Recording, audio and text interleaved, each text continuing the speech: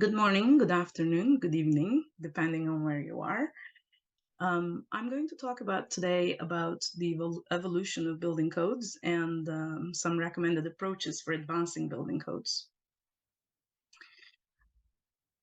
Building codes can be a very effective tool in risk reduction for two main reasons. One, the building codes are often applied for construction of new buildings, and therefore they are a good tool to avoid creating new risk as we build new structures in our urban areas. But it's also a very good risk reduction tool because when a major earthquake happens, a major disaster happens, we can build back better in our communities if we have a good building code. Building codes typically have national development process.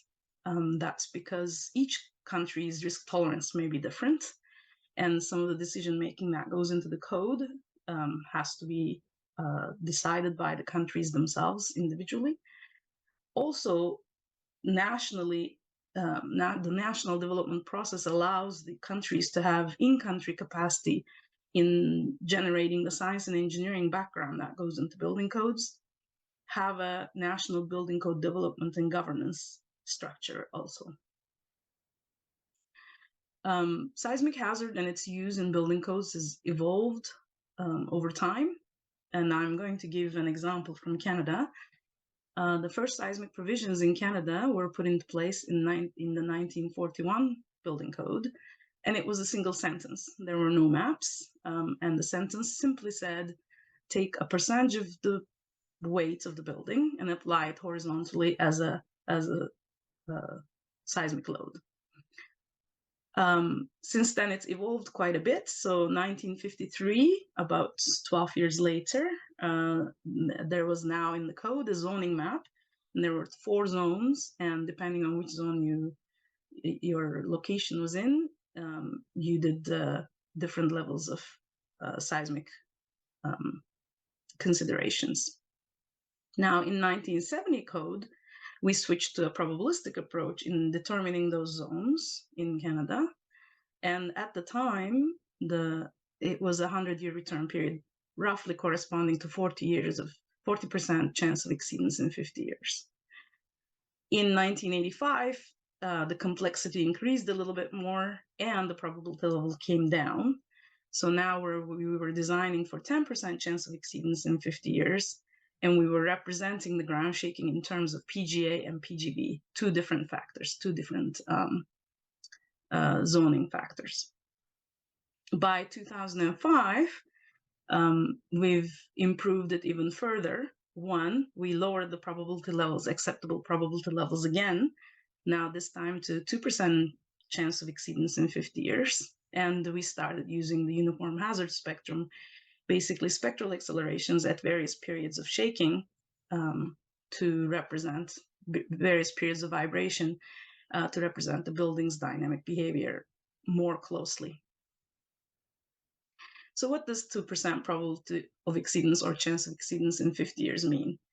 That basically speaks to the fact that there is a 2% chance that the ground shaking that the buildings are designed for will be exceeded in a 50-year time period. 50-year time period in building codes is often used as an average lifespan of a building. And basically, this is a risk decision. Are we okay allowing a 2% probability that the actual ground shaking will be higher than what the building is designed for? How these acceptable probability of exceedance is decided is based on each country's risk tolerance. Many countries around the world use 10% probability of exceedance in 50 years for their seismic loads. There are a few countries, including Canada, that finds that risk a bit too high and uses 2% chance of exceedance in 50 years instead. What about building performance? Now, when we talk about 2% in 50-year ground shaking levels, we need to tie that to some kind of performance. So we design for 2% chance of exceedance in 50 years, but what do we expect? What is the performance that we expect from our buildings? In Canada, we expect normal importance category buildings, which are majority of our buildings, including our residential buildings, to simply not collapse and kill people at 2% chance of exceedance in 50-year level ground shaking. Is that enough?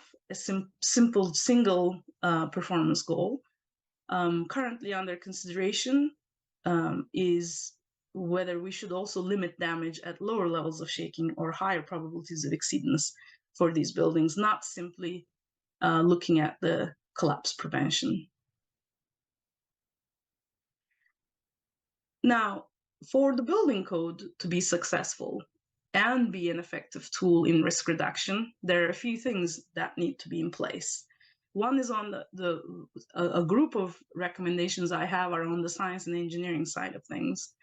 And a key one is a regular update to the seismic provisions of the code. The underlying science, in our sciences, and the data that goes into providing seismic hazard information into the code is constantly changing. The science changes rapidly, but also lots of new data is coming online all the time due to improvement of the instrumentation worldwide. So we have seismic instruments recording more and more data that we can use to improve our assessment of seismic hazard. Also, lessons learned from past earthquakes tells engineers some of the things that may go wrong that they might not have thought of in terms of requirements or lack of requirements in the building codes. So these need to be incorporated into the updates of the code. The other important point is communication between hazard specialists and engineers. Often our scientists and engineers do their work in their own silos, and they need to talk to each other more for the building code process to be effective. Otherwise, there are often significant delays in getting the new science into the building codes, and there are many examples of this around the world. In Canada, we have a continuous development cycle with updates, code updates every 5 years, automatically triggered. And the Geological Survey of Canada, which provides our hazard maps, is represented in the Standing Committee on Earthquake Design. This allows integration of what they're working on and what the engineers expect of them. And those conversations can happen continuously. The code committee meets twice a year. Continuous development cycle also means when we finish one cycle of the code and we release the code, immediately we start working on the next code cycle.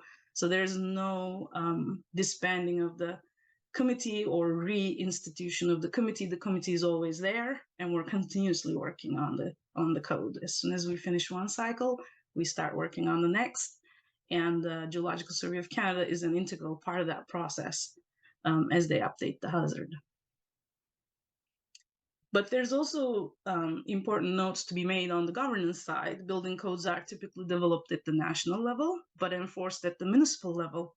So the development lifecycle with the broad-based national code committee, that kind of structure allows regular updates and allows that we can bring in the scientists and the engineers together to put the technical changes into the code, but that governance structure has to be there.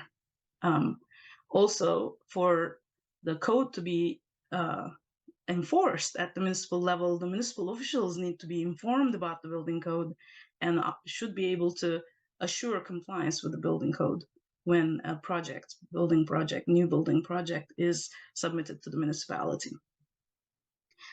So building codes work only if they are updated regularly and they are they're backed with good science and engineering, and also if the compliance is assured. Thank you.